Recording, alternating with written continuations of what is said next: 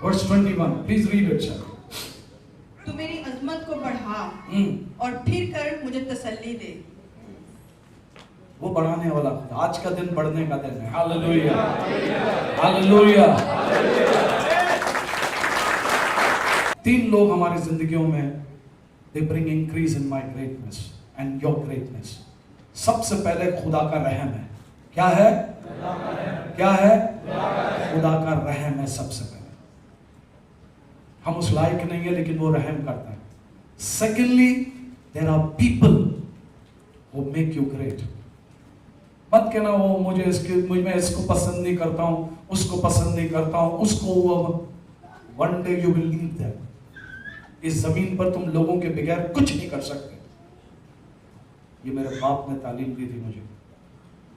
इससे भी झगड़ा करना, उससे भी झगड़ा करना, यार उसने मेरे खिलाफ कुछ किया नहीं, क्यों मैंने